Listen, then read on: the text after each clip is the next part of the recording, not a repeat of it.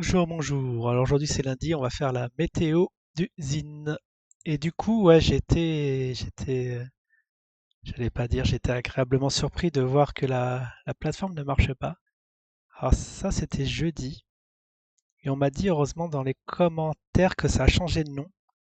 Que ça a changé de nom, que c'était Bbox 666. Alors vous voyez, il y a un Bbox 666 qui existe, bien sûr. Et il y en a un autre que j'ai fait des recherches là sur Facebook. Euh, c'est Bbox at Bbox 365. Alors, est-ce que c'est le nouveau nom? En tout cas, il y a pas d'article qui a été fait depuis 2018. Quand a eu lieu ce changement? Ah!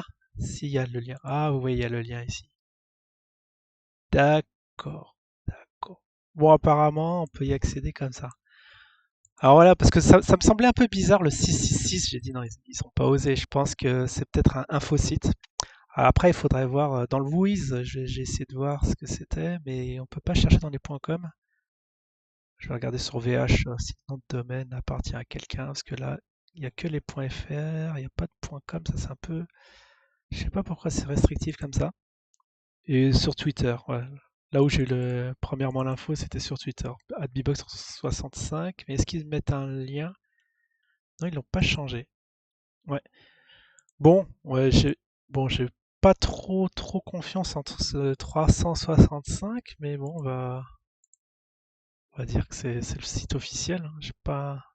Il me faudrait une petite confirmation, parce que ça fait quand même un peu très peur. Ah bah attends, je vais quand même mettre un article. Euh, Qu'est-ce que je peux mettre? Create post. What? On va dire... ouais, j'ai mal écrit. What the new link for trading? Comme ça. Mais après, ouais, est-ce que c'est le vrai site Bbox ou pas? Je sais pas, attends, on peut s'abonner, on peut liker, mais c'est quand même un peu bizarre cette manière de procéder. Cette manière de communiquer où c'est indiqué nulle part. Ça change comme ça du jour au lendemain, parce que franchement, si on m'avait rien dit, je pense que je serais tombé dans le panneau. Je serais resté là et je me suis dit, mince, la plateforme est mourue. Bon, bref, en tout cas, on retrouve nos petits dans les fonds. J'ai eu, ah, agréable surprise. On est à 100, à 140, à 145 dollars. On aurait augmenté.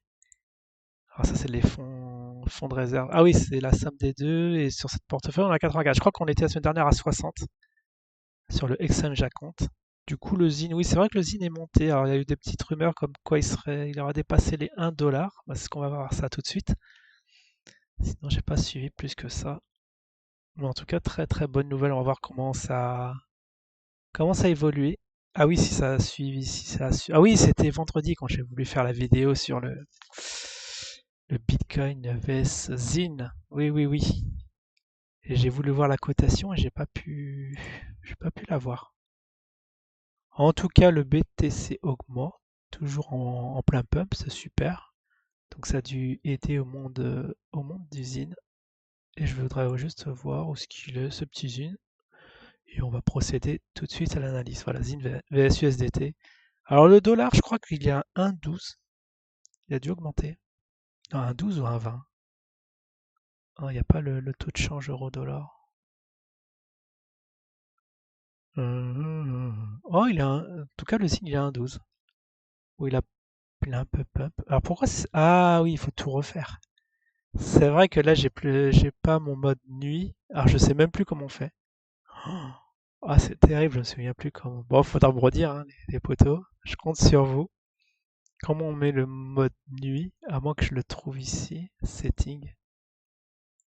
Non. C'était un truc tout bête. Je crois qu'il y avait un soleil quelque part, mais là, je le vois pas. Attendez, déjà, je vais voir si l'image est bonne. Si le son est bon. Oui, c'est super. Bon, on a perdu 5 bonnes minutes hein, avec ces changements. Franchement, je sais pas pourquoi ils nous ont fait ça. Peut-être le nom de domaine a expiré et ça a été piqué. Ça, c'est des choses à faire hein, si vous voulez tenter un petit business. Je crois que Google, ils se sont fait avoir à un moment où le nom de domaine Google, il y a quelqu'un qui leur a piqué parce qu'il y a il y a quelqu'un qui a oublié de le renouveler. Mais heureusement, ils ont été sympas, moyennant monnaie, petite somme transactionnelle. Eh bien, ils ont récupéré le nom de domaine. Mais ça pouvait se revendre des milliards, hein. Alors, bon, en tout cas, B-Box, GG à celui-là qui a réussi à le choper. Parce que je pense que c'est ça, hein. Bon, ils ont cafouillé. Il y a cafouillage, il n'y a pas un service renouvellement, apparemment. En tout cas, Chandélie, alors est-ce qu'on retrouve nos petits. Ah oui, parce que là, ce qui m'étonne, c'est qu'on a eu de très très forte volatilité. Bah attendez, on a eu les 2 $, c'est pas possible. Le 9, c'était le 9 la semaine dernière. On était là, ouais, vous vous souvenez, en plein ranch plan, raplapla. Alors je vais le mettre en grand. Ah, on a les volumes, oui, on a les volumes. Alors là, on est en daily, mais ce qui est bizarre, c'est que les volumes sont. Waouh! C'est vraiment en daily. On est vraiment passé, on est dans les 150 000 quotidiens, ce qui est extrêmement faible. Du coup, il n'y a plus l'obligation d'être dans les demi-millions, demi-milliards. Non, demi-millions quand même. Euh, là, je cherche ma petite, mon range. Voilà, mon Paranet Channel, on était là. Ah oui, il y a eu du remue-ménage là. Ça fait extrêmement plaisir à voir. Ah, vous vous souvenez du petit pic vers le bas. Et puis voilà, on s'était arrêté là, le 8, le 10. Attends, on va aller jusqu'au 9. Et puis là, que c'était. Ah, est-ce qu'il y a une nouvelle? Ah oui, c'est vrai que ça, bon, j'ai pas encore regardé, mais Karim est passé aux news internationales. Bon, ça vaudrait une vidéo à elle toute seule. Faudra que je regarde ça. Et je crois qu'il y a aussi une autre news internationale. C'est pas Jim, quoique. Et qui aurait comme explication l'explication du pump.